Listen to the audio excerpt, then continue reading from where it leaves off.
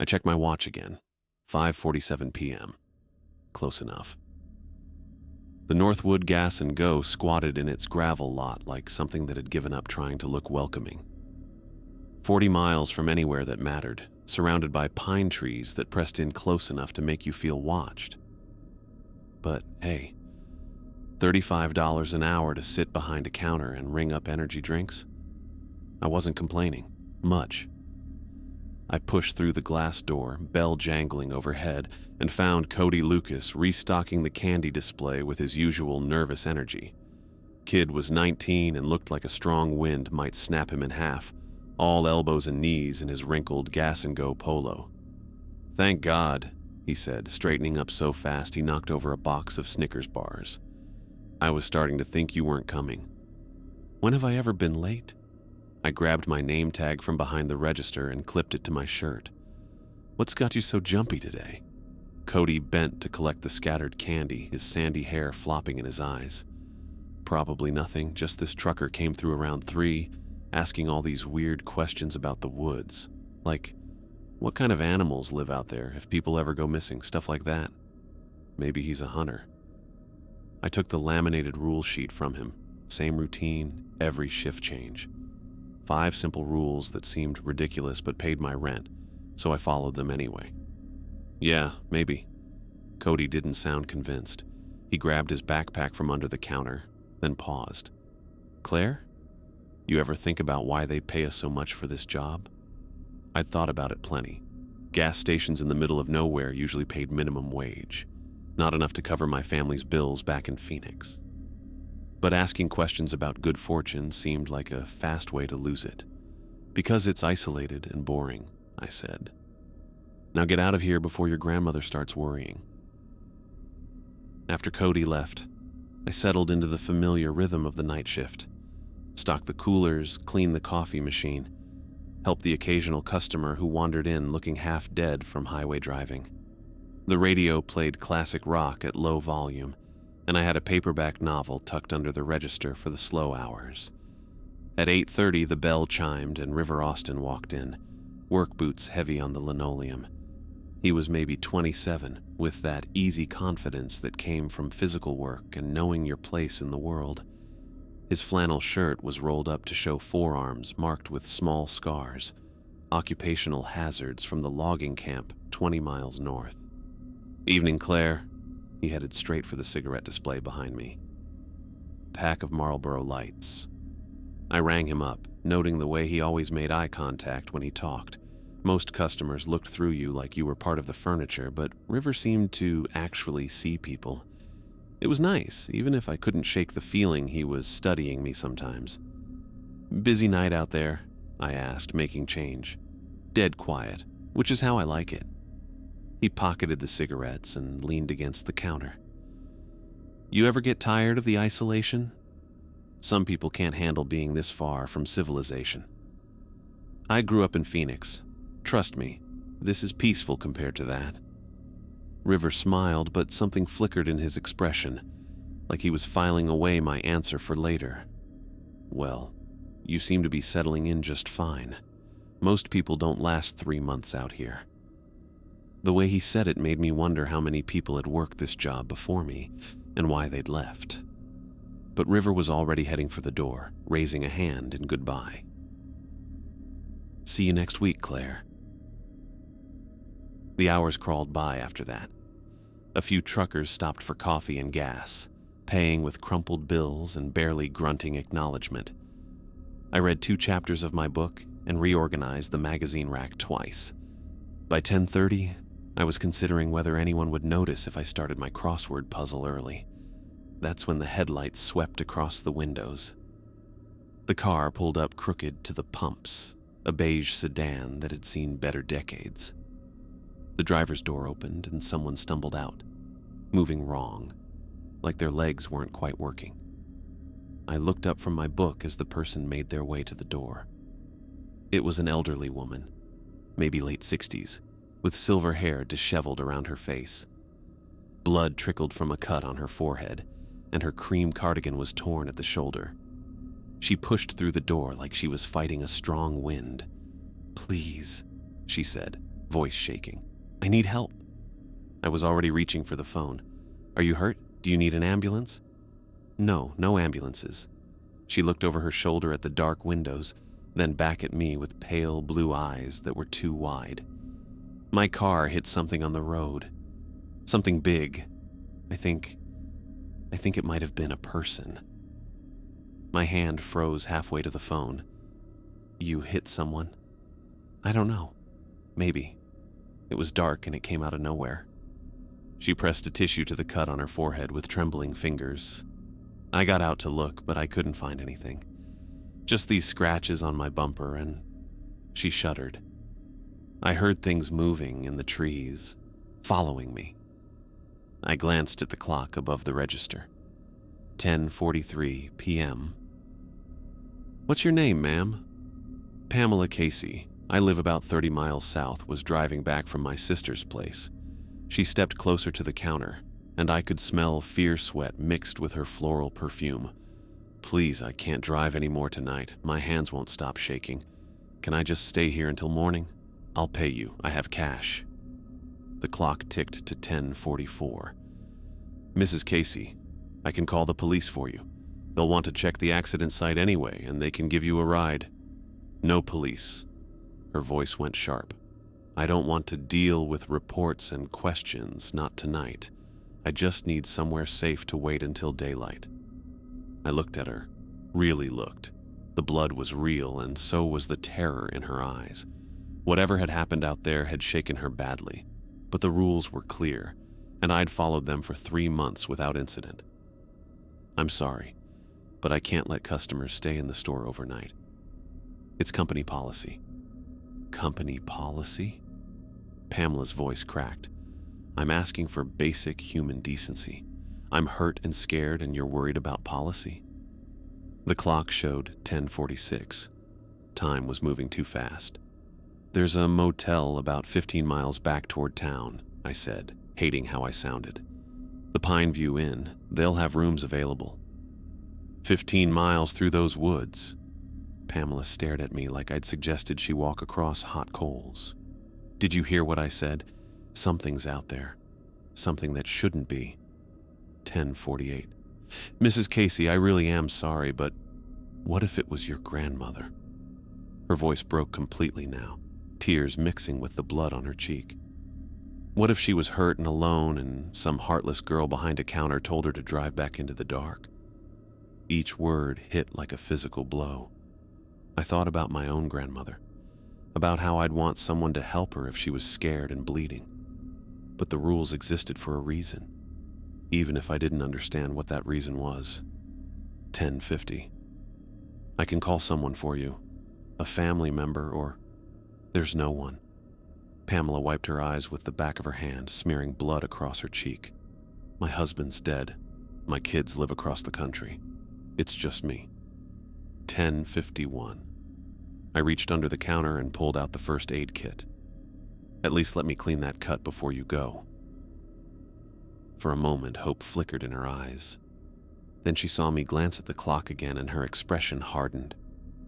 You're really going to make me leave, aren't you? A hurt old woman, and you're going to send me back out there because of some stupid rule. 10:52.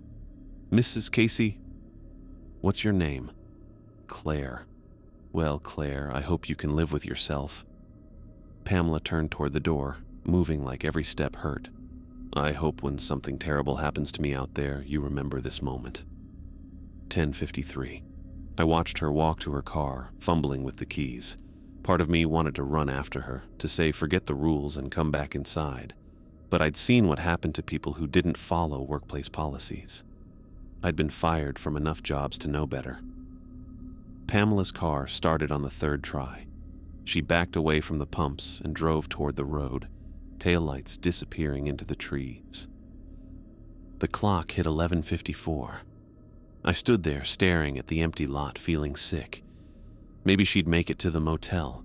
Maybe whatever had spooked her was just a deer or her imagination.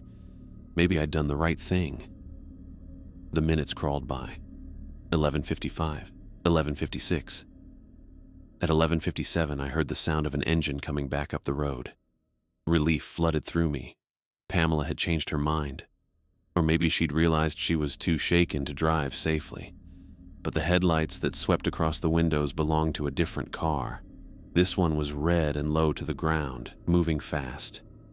It slowed as it passed the station, and I caught a glimpse of the driver, a man in a baseball cap, face hidden in shadow. The car kept going, disappearing around the bend. 11:58, 11:59. Midnight. The lights went out. Not the power.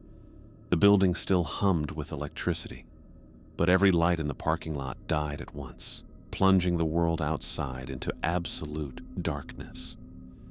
I fumbled for the switch to turn them back on, but nothing happened. That's when I heard the scratching.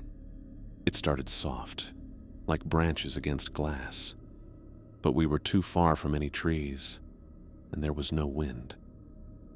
The sound moved around the building, first the front windows, then the side, then the back wall where the storage room was. Scratch, scratch, scratch. I grabbed the flashlight from under the register and pointed it at the windows, but the beam barely penetrated the darkness outside. Whatever was making the noise stayed just beyond the light's reach. The scratching stopped.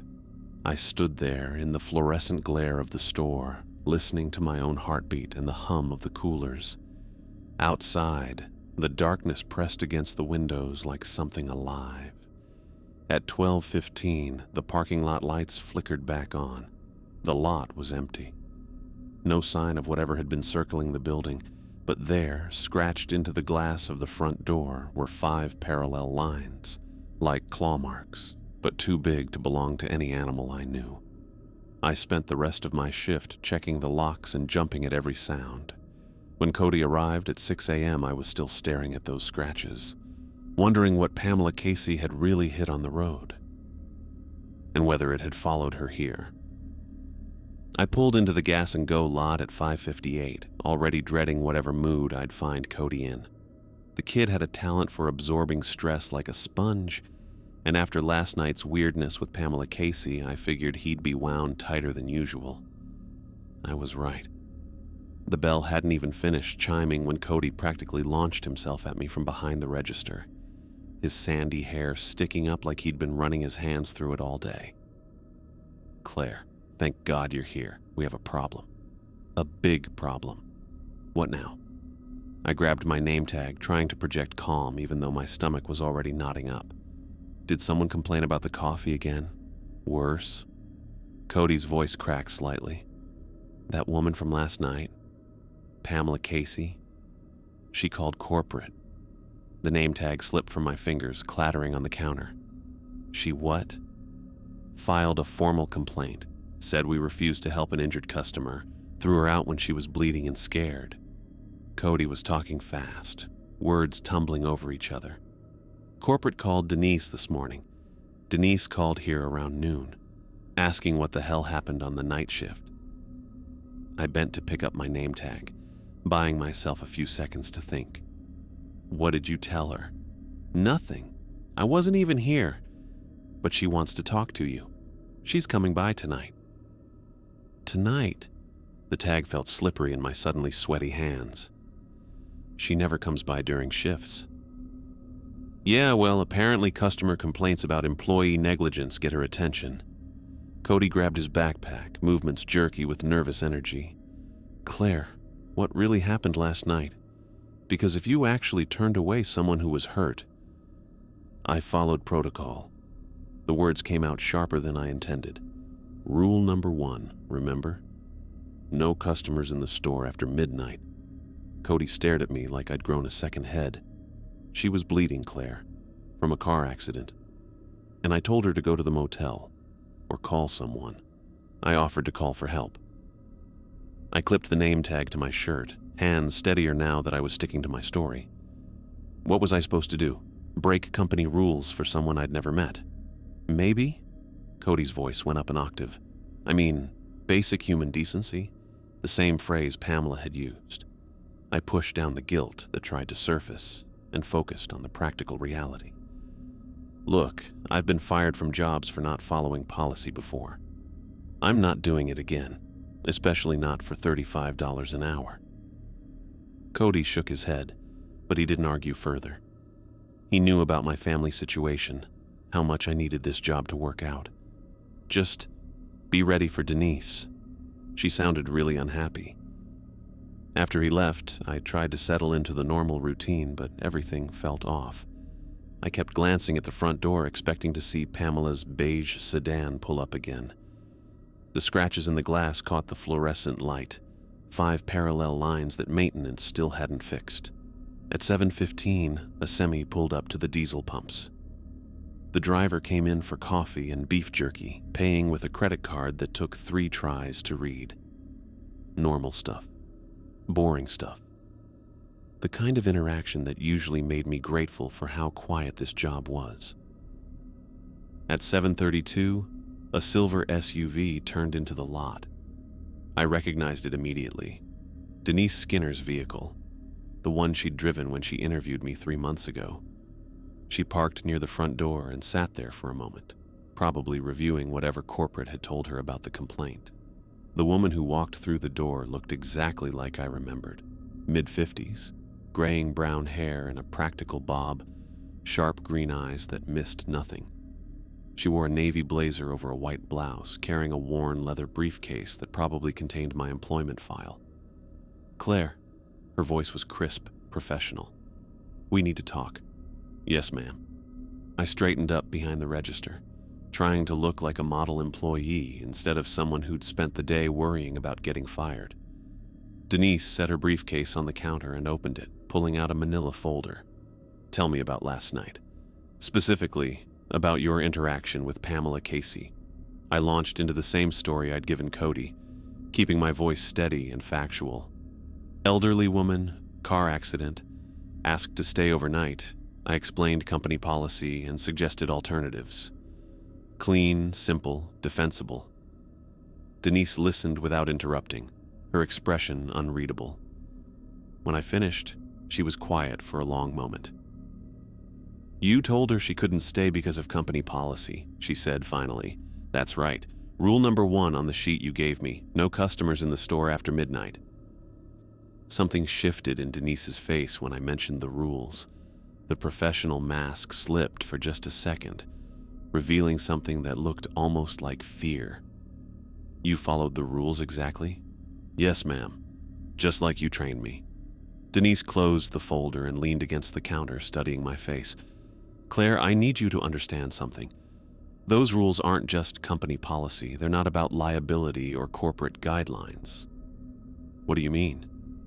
"I wrote those rules myself after I lost 2 employees." Her voice dropped lower, more serious. Good people who didn't follow them. People who thought they knew better. A chill ran down my spine that had nothing to do with the air conditioning. Lost them how? They disappeared, right here during night shifts. No trace, no explanation. Denise's green eyes locked onto mine. "The rules exist to keep you safe, Claire. Not to make you heartless, but to keep you alive." I thought about the scratching sounds, the darkness that had swallowed the parking lot lights. Safe from what? Before Denise could answer, the bell chimed. We both turned toward the door. The man who walked in was maybe 40, average height and build, wearing jeans and a black baseball cap. Nothing unusual about him except for the red star stitched on the front of the cap. 5 points in bright crimson thread that seemed to catch the light wrong. "Evening," he said, heading toward the cooler section. I started to respond, then remembered rule number 2. Don't make eye contact with customers wearing red. I'd always thought it was the weirdest rule on the list, but Denise was standing right there watching me. I kept my eyes down, focusing on the register display while the man moved around the store. In my peripheral vision, I could see him selecting items, energy drinks, a bag of chips, some candy, normal purchases. But something felt wrong about the way he moved. Too smooth, like he was gliding instead of walking. He approached the counter, setting his items down. I rang them up without looking at his face, keeping my gaze fixed on the products and the register screen. "That'll be $8.47, I said. He handed me a $10 bill. His fingers were pale, almost translucent, with nails that looked too long and too sharp. I made change quickly, sliding the bills and coins across the counter without touching his hand. "Thank you," he said, and his voice sounded like it was coming from underwater. I risked a glance at the security monitor above the register, the black and white screen that showed the store from the camera mounted behind me. The man's reflection was there, but his face looked wrong.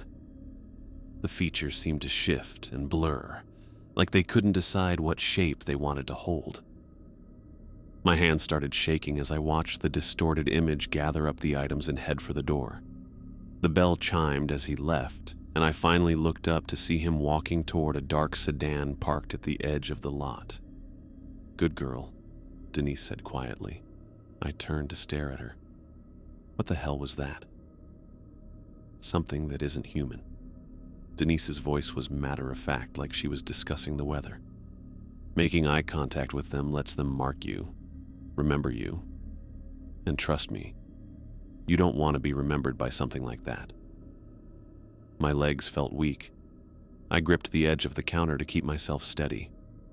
"You're telling me that thing was not from around here, not from anywhere people are supposed to know about?"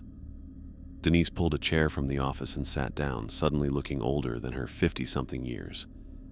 "Claire, this place isn't just a gas station. It's a way station, a stopping point for things that travel through these woods at night. That's insane." "Is it? You've been working here 3 months. Tell me you haven't noticed things. Strange customers, weird sounds, incidents that don't quite make sense." I thought about last night's scratching, the darkness that had eaten the parking lot lights, the way some customers moved wrong or spoke in voices that didn't match their faces, little things I'd been pushing aside, telling myself I was imagining them. "Why didn't you tell me this when you hired me?" "Because most people can't handle the truth. They either quit immediately or they start breaking rules, thinking they're smart enough to handle whatever comes through that door." Denise's expression hardened. "The rules keep you safe, Claire. They keep you invisible to things that would otherwise take a very unhealthy interest in you." "And Pamela Casey?" Denise was quiet for a long moment. "Pamela Casey hasn't been seen since she left here last night. Her car was found empty about 5 miles down Route 116, driver's door open, keys still in the ignition." The words hit me like a physical blow. "She's missing?" "State police are calling it a missing person case. They think she wandered off after the accident, maybe got disoriented." Denise stood up, closing her briefcase with a sharp snap. "But you and I know better, don't we?" I stared at her, my mouth dry. "You're saying something took her because she was out there after midnight. I'm saying the rules exist for a reason, and sometimes following them means making choices that feel wrong but keep you breathing." Denise headed for the door, then paused. "Claire, I need you to understand something. What happened to Pamela Casey isn't your fault. She was already marked the moment she had her accident in these woods. Letting her stay here wouldn't have saved her. It would have just put you in danger too." "How can you know that?" "Because I've seen it before." Denise's voice was heavy with old grief. "The employees I lost? They tried to help people who came here after midnight. Good, decent people who thought they could make a difference." She pushed through the door, bell chiming overhead. Through the windows, I watched her walk to her SUV, moving like someone carrying a weight too heavy to bear. I spent the rest of my shift jumping at every sound, checking the locks obsessively and staring at the security monitor whenever a customer came in. The normal ones looked normal in the reflection, but I kept thinking about that shifting, blurred face and wondering how many other not quite human things had walked through this door while I wasn't paying attention. At 11 p.m., Denise's SUV pulled back into the lot. She came inside carrying a thermos of coffee and a grim expression. "I'm staying until morning," she said, settling into the office chair. "After what happened last night, I don't want you here alone. You think something's coming back. I think Pamela Casey's disappearance is going to draw attention. the kind of attention that makes the things in these woods restless. Denise poured coffee into a paper cup, hands steady despite everything she'd told me. And restless things make mistakes, break patterns, start taking risks they normally wouldn't. I looked out at the dark woods pressing close to the parking lot, thinking about Pamela driving into that darkness with something following her, something that had marked her, claimed her, taken her to whatever place people went when they disappeared from Route 116. Denise? How long has this been going on? Longer than you'd believe. She sipped her coffee, eyes fixed on the windows, and it's not going to stop any time soon. The clock above the register ticked toward midnight, and I found myself counting down the minutes, wondering what would come scratching at our windows when the lights went out. I checked my watch as I pulled into the gas and go lot. 6 p.m. exactly. 3 months of this job, and I still felt that little spike of anxiety when I saw the building.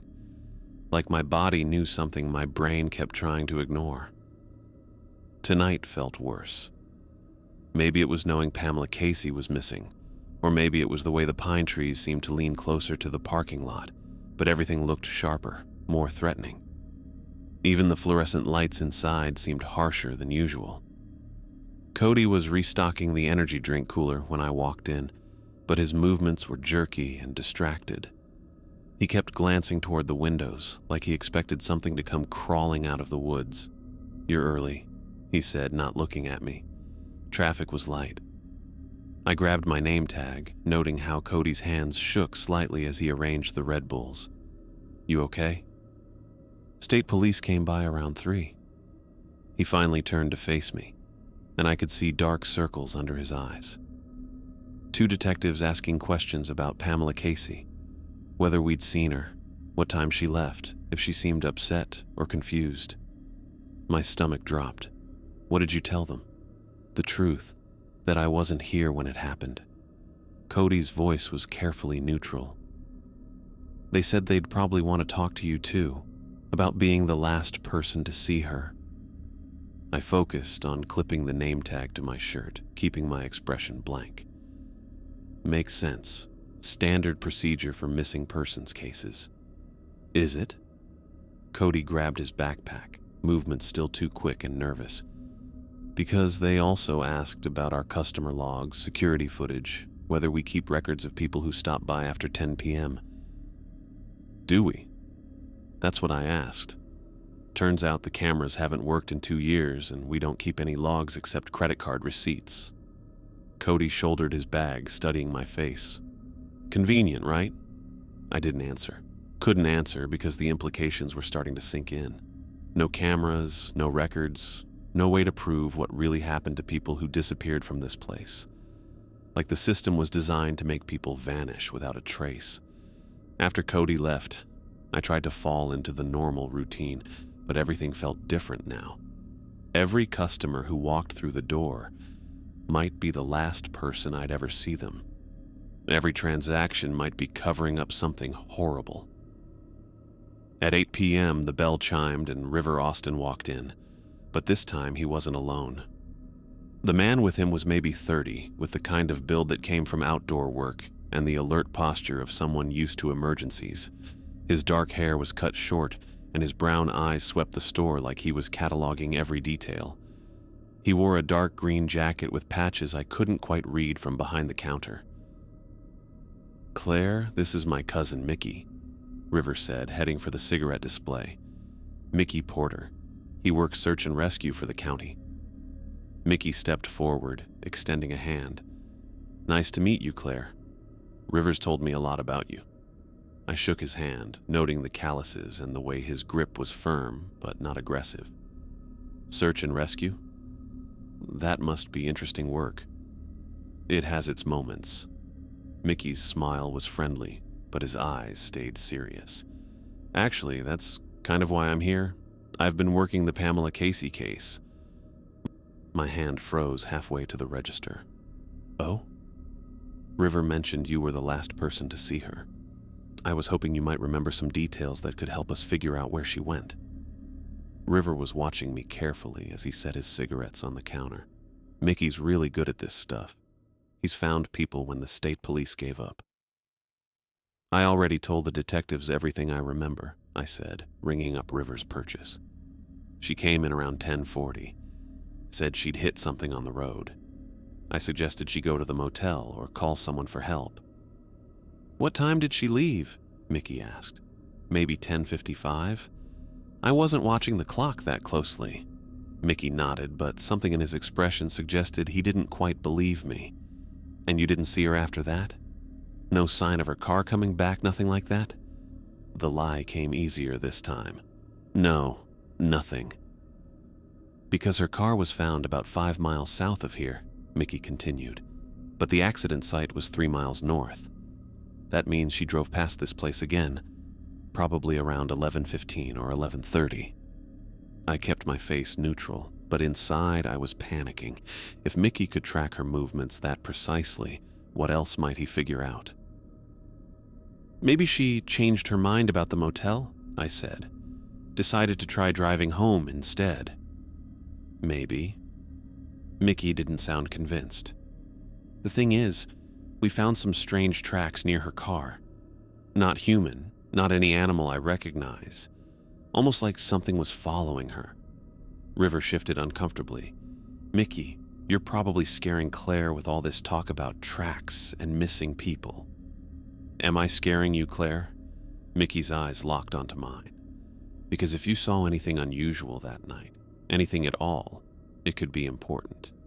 Before I could answer, River stepped between us. Come on, man. She's told you what she knows. Let's not turn this into an interrogation. Mickey's jaw tightened. I'm trying to find a missing woman, River. Someone's grandmother who might still be alive if we can figure out what happened to her.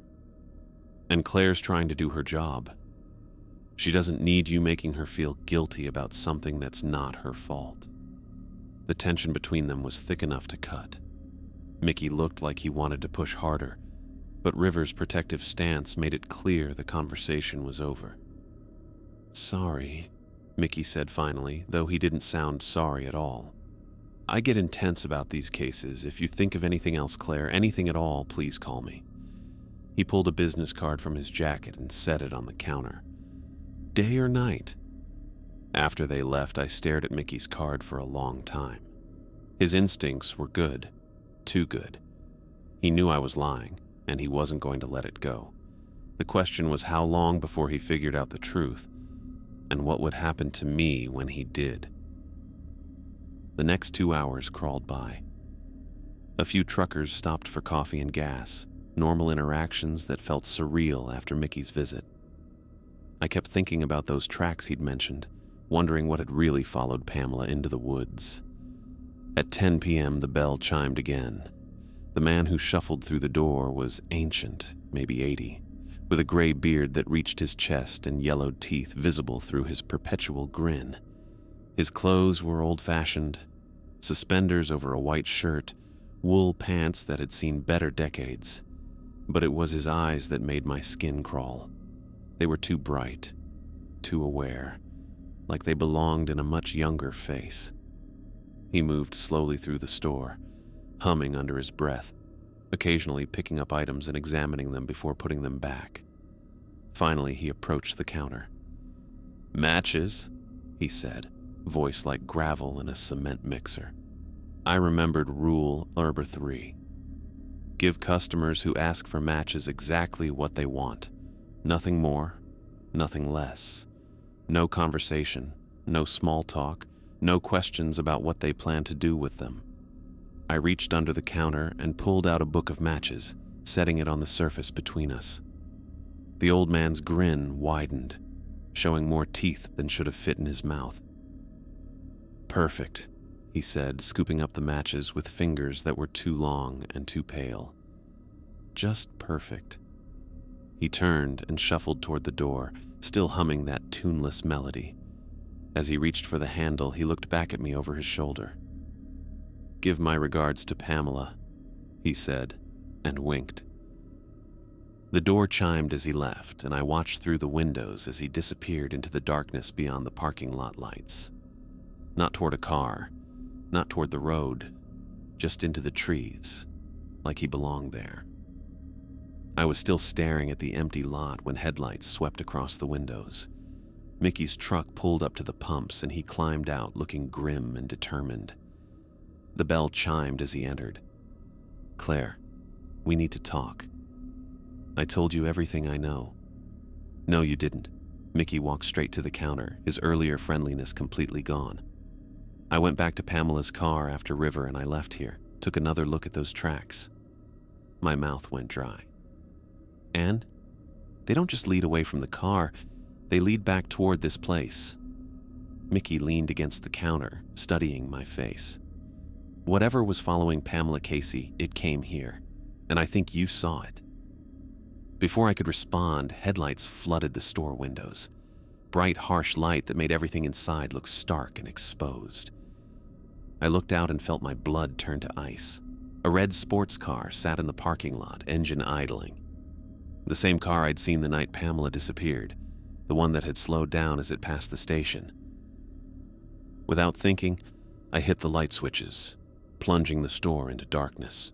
My hands moved on autopilot, following rule number 4. If a red vehicle parks in the lot after 10 p.m., turn off all lights and lock all doors until it leaves. "What the hell are you doing?" Mickey demanded. I was already moving toward the front door, turning the deadbolt with shaking fingers. "Stay away from the windows." "Claire, what? Just do it." I grabbed his arm, pulling him behind the counter where we couldn't be seen from outside. "Don't let it see you." Mickey started to protest, but then the car door slammed shut. Footsteps crossed the gravel lot, slow and deliberate. Through the gap under the front door, I could see a shadow moving back and forth like someone pacing. Then came the knocking, soft at first, almost polite. Tap, tap, tap on the glass. "Hello," a voice called. Female, elderly, familiar. "Is anyone there? I need help." Mickey tensed beside me. "That sounds like—" "It's not," I whispered, gripping his arm tighter. "Whatever that is, it's not Pamela Casey." The knocking got louder, more insistent. "Please, I know you're in there. I can see the light from your register. I'm hurt and scared, and I just need somewhere safe to wait." Mickey tried to stand up, but I pulled him back down. Through the windows, I could see a figure silhouetted against the red car's headlights. It had Pamela's general shape, her silver hair, her cream cardigan. But something was wrong with the way it moved. The joints bent backwards. "Claire, please," the thing wearing Pamela's voice pleaded. "Don't make the same mistake twice. Let me in." Mickey stared at me in the darkness, his face pale with understanding. "Jesus Christ, what is that thing?" I didn't answer. Couldn't answer. Because the thing outside was pressing its face against the glass now, and in the reflection of the headlights, I could see that while it wore Pamela's clothes and spoke with her voice, its eyes were solid black holes that seemed to swallow light. The pounding on the door grew more violent, and Pamela's voice turned angry, demanding. But I stayed crouched behind the counter with Mickey, following the rules that kept us breathing, and waited for whatever wore Pamela Casey's face to give up and drive away. The thing wearing Pamela's face kept circling the building for what felt like hours. I could hear the red car's engine idling, footsteps on gravel, occasional tapping on different windows as it tested for weak spots. Mickey and I stayed crouched behind the counter, not speaking, barely breathing. At one point, the Pamela thing tried the back door. The handle rattled, and that familiar voice called out, "Claire, honey, I know you're scared, but I just want to talk. We have so much to discuss about following rules." Mickey's eyes went wide in the darkness. I pressed my finger to my lips, shaking my head frantically. The testing continued. Windows, doors, even what sounded like scratching on the roof. But whatever rules governed this place, they seemed to protect us as long as we stayed inside with the lights off. Finally, around 11:20, the engine revved and the headlights swept away from the windows. I waited another 10 minutes before creeping to the front door and peering out through the glass. The parking lot was empty. I flipped the lights back on and unlocked the door, my hands shaking so badly I could barely work the deadbolt. "What the hell was that?" Mickey demanded, standing up from behind the counter. His face was pale, but his voice was steady, professional. I don't know. I slumped against the doorframe, suddenly exhausted. Something that used to be Pamela Casey, maybe. Or something pretending to be her. That's impossible. Is it? I gestured toward the windows. You saw it too. The way it moved, those eyes. That wasn't human. Mickey ran his hands through his hair, pacing behind the counter. Okay. Let's say I believe you. Let's say there are things in these woods that can look like people.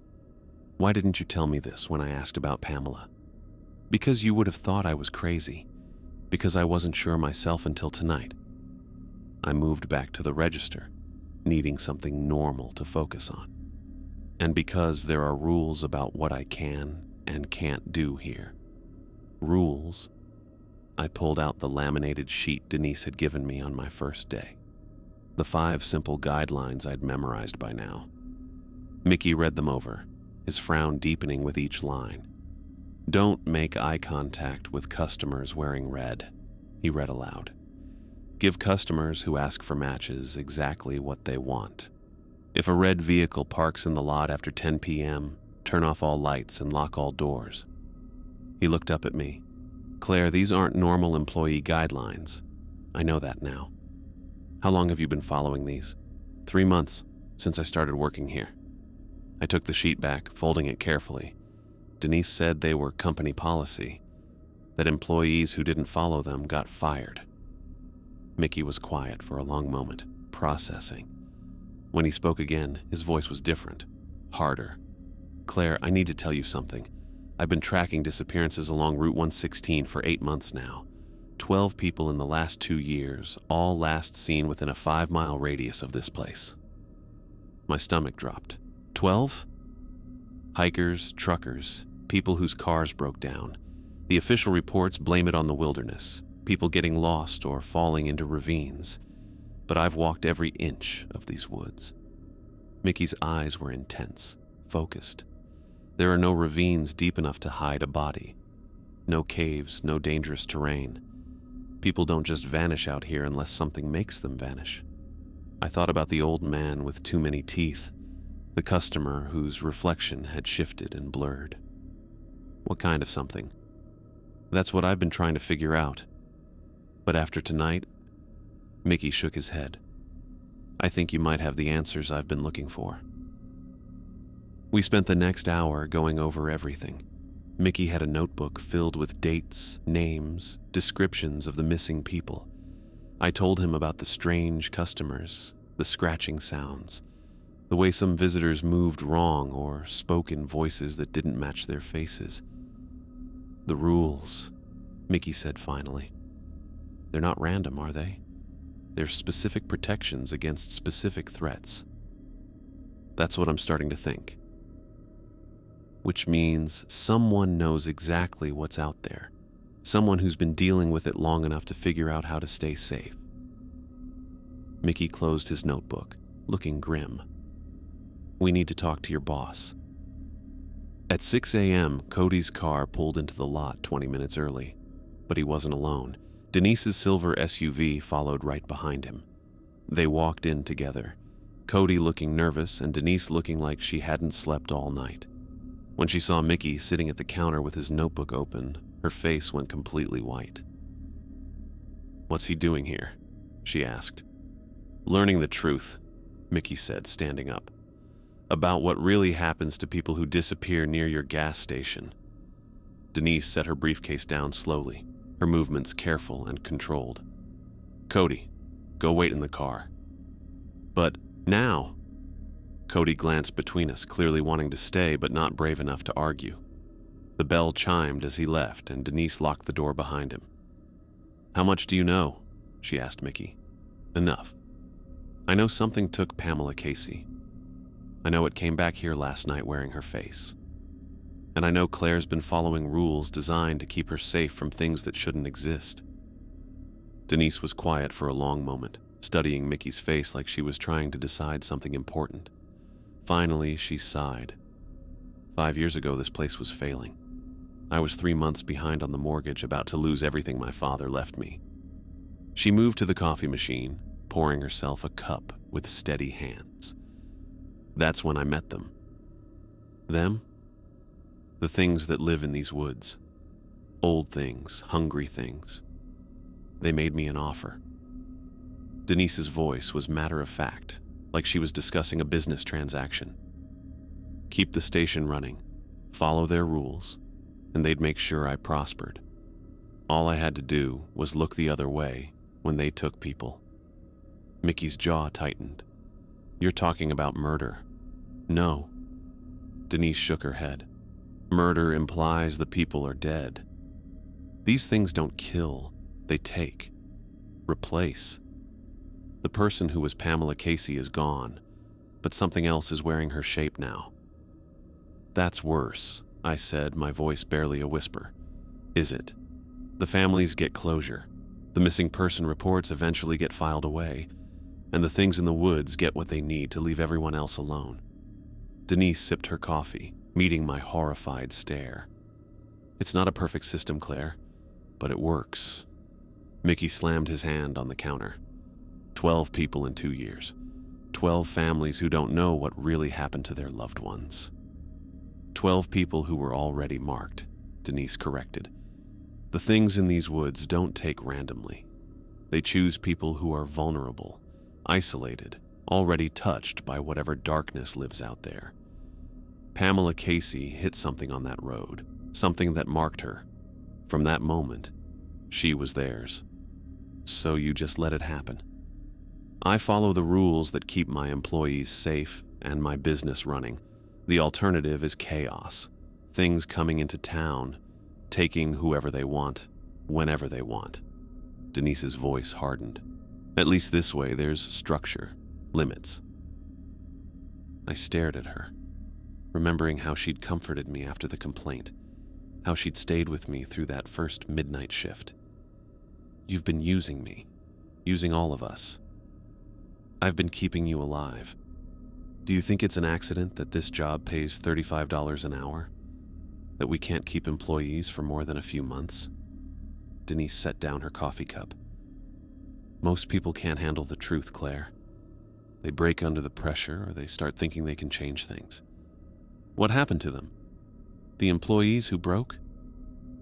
Denise didn't answer, but her silence was answer enough. Mickey was writing furiously in his notebook, documenting everything. This ends now. I'm calling the state police, the FBI if I have to. Whatever deal you made won't matter to them, Denise interrupted. You think federal agents are going to believe stories about shape-shifting creatures? You think they'll care about your theories when there's no physical evidence, no bodies, no proof of anything except a string of missing persons cases in a remote area? She was right, and we all knew it. Mickey's notebook, full of observations and theories, wouldn't convince anyone who hadn't seen what we'd seen. There has to be something we can do, I said. There is. Denise picked up her briefcase. You can keep following the rules, keep yourselves safe, and let me handle the rest. This situation is bigger than any of us, and it's been going on longer than you can imagine. She headed for the door, then paused.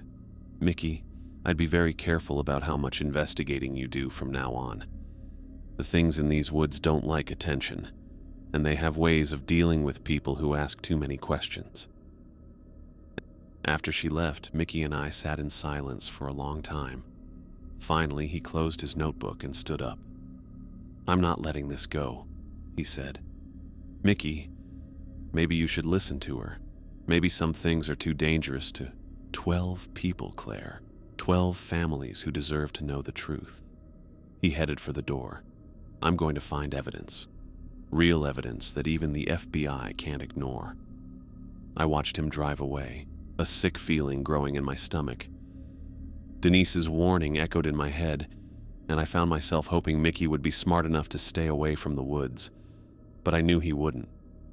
At 2 p.m., I was trying to sleep in my apartment when my phone rang. River's name showed on the display. Claire, you need to get to the station. Now. What's wrong?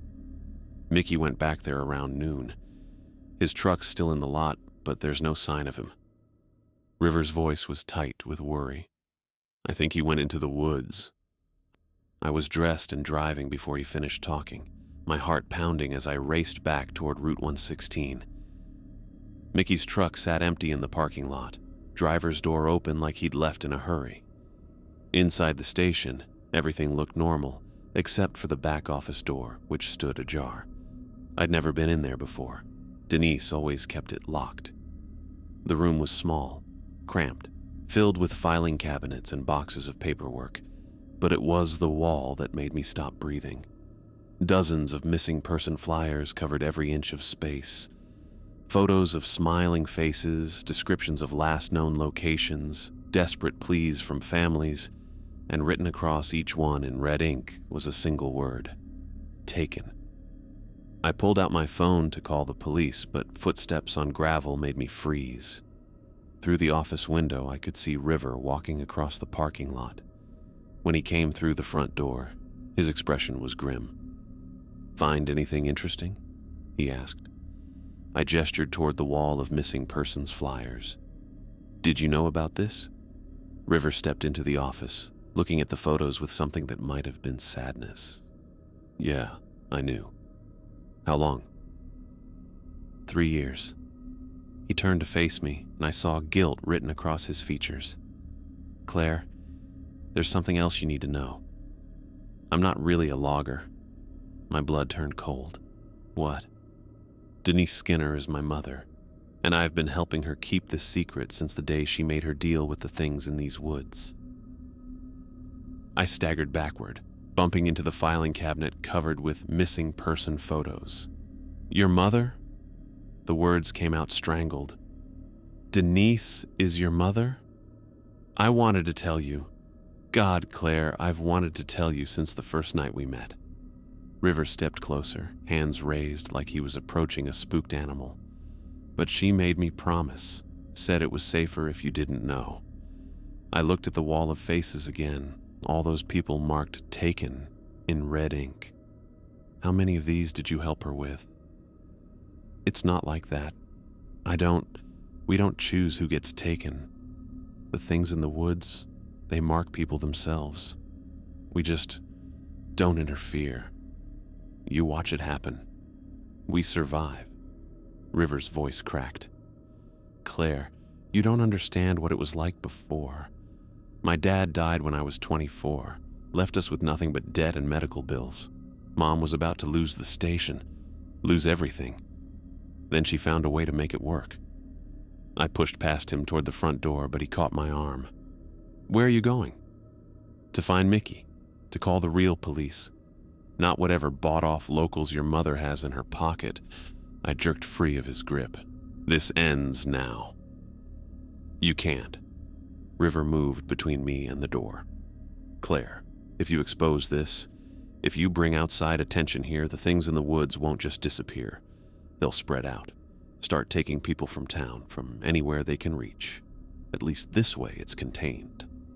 "Contained?" I laughed, but it came out harsh and bitter. 12 people in 2 years, River.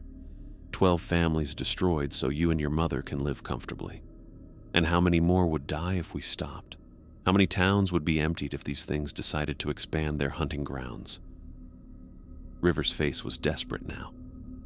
"You think I like this? You think I sleep well knowing what we're part of? Then why do it? Because the alternative is worse."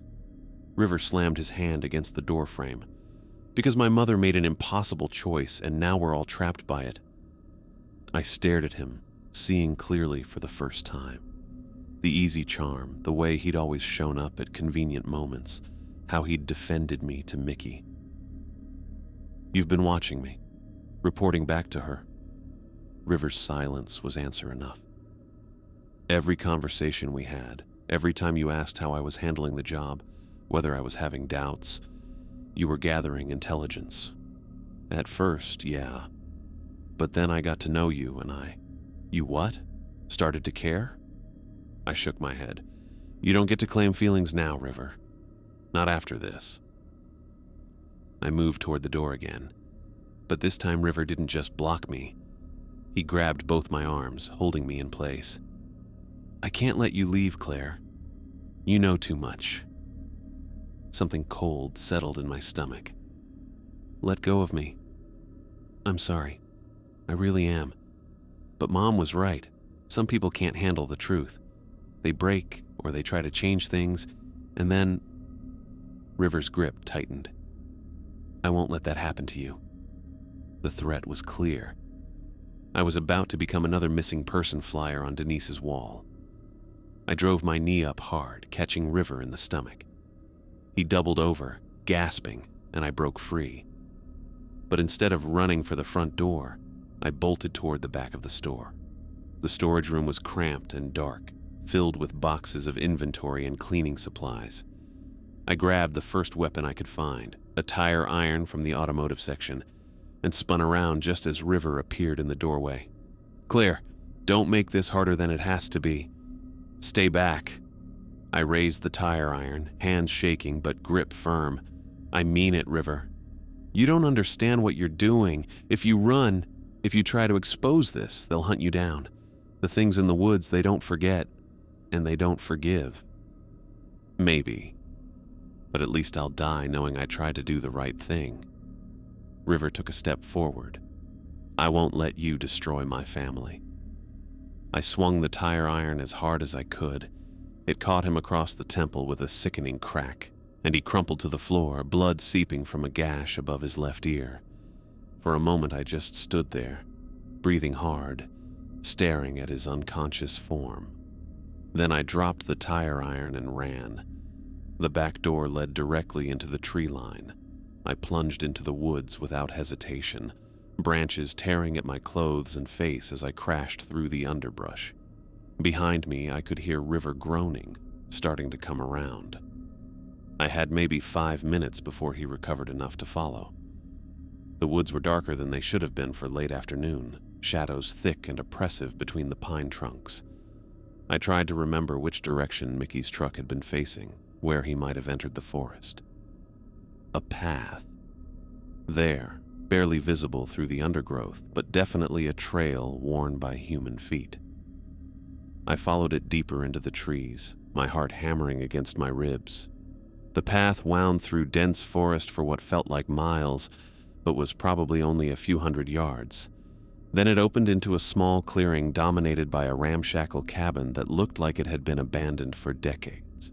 Symbols were carved into every visible surface. The walls, the doorframe, even the trees surrounding the clearing. Not letters or numbers, but twisted shapes that hurt to look at directly, like they were designed to confuse the human eye. Mickey's voice drifted from inside the cabin, but something was wrong with it. The tone, the cadence. It didn't sound like him at all. I crept closer to the single window and peered through the grimy glass. Mickey sat in a wooden chair in the center of the room, but his posture was all wrong. Too straight, too formal, like someone unused to that particular body. And when he turned his head, I saw his eyes had gone completely black. "I know you're there, Claire," he said, but the voice was Denise's. "Come inside. We have so much to discuss." I almost ran then. Should have run. But Mickey was my friend, and if there was any chance he was still in there somewhere. I pushed open the cabin door. The hinges screamed in protest. "Hello, dear." Mickey's mouth moved, but Denise's words came out. "I'm so glad you could join us. What did you do to him?" "Nothing permanent." Well, probably nothing permanent. The thing wearing Mickey's face smiled with too many teeth. I needed a way to communicate after my little trip into the woods last night. "Your trip?" "Oh yes. After you and Mickey had your illuminating conversation, I realized the situation was getting out of hand. So I came out here to renegotiate our arrangement." Mickey's head tilted at an unnatural angle. Turns out they were quite unhappy with recent developments.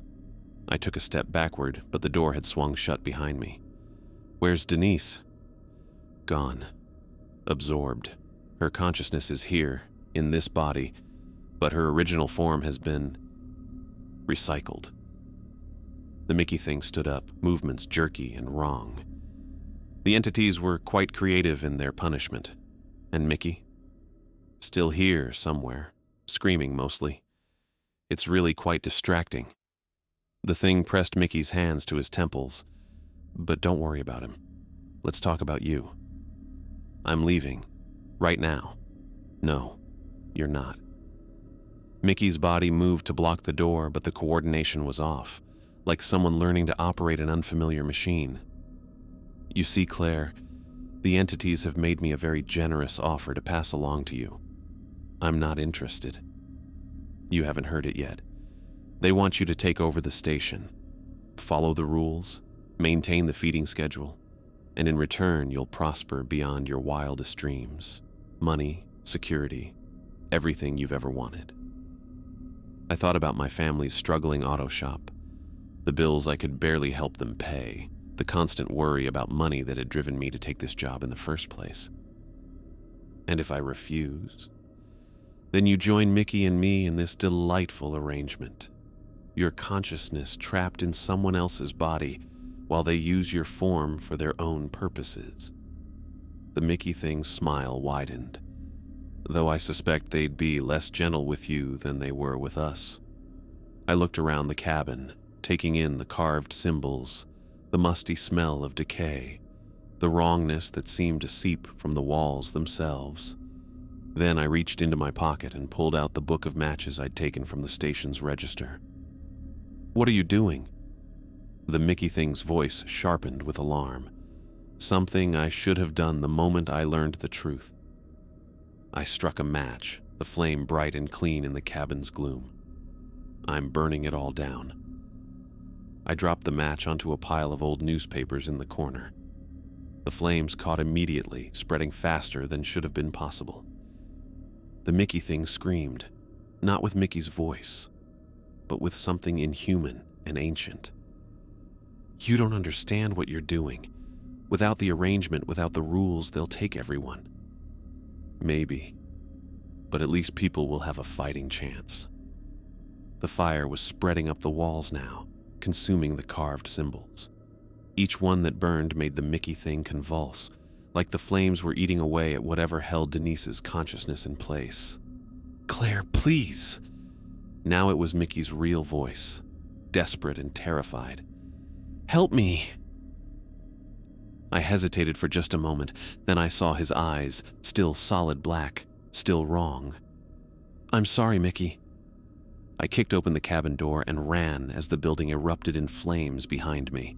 The screaming followed me into the woods, a sound that was part human, part something else entirely. I crashed through the forest, following the path back toward the station. Behind me, orange light flickered through the trees and the screaming gradually faded to nothing. When I burst out of the tree line, River was sitting on the station's front steps, holding a bloody cloth to his head. He looked up as I approached, his expression unreadable. Is it done? He asked quietly. I nodded, not trusting my voice. Good. River stood up slowly, wincing. She was my mother, Claire, but what she became, that wasn't her anymore. We stood there in silence, watching smoke rise from the woods. Then headlights swept across the parking lot, and a red sports car pulled up to the pumps. But this time, I could see the driver clearly through the windshield, a man in his 40s with thinning hair and desperate eyes, wearing a red jacket that looked like it had been stolen from someone else. I recognized him from the news reports that had been playing all week. Larry Garrett, escaped convict, armed and dangerous. He climbed out of the car and headed for the station entrance, one hand inside his jacket. Not supernatural, not otherworldly, just a desperate man with nothing left to lose. I remembered rule number 5. If someone tries to rob the store, give them whatever they want and call the police after they leave. But as Larry pushed through the front door, I realized something had changed. The rules had been written by Denise, enforced by her arrangement with the entities in the woods. With her gone, with the cabin burned and the symbols destroyed, maybe those rules no longer applied.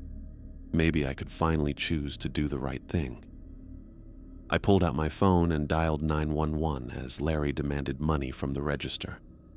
911, what's your emergency?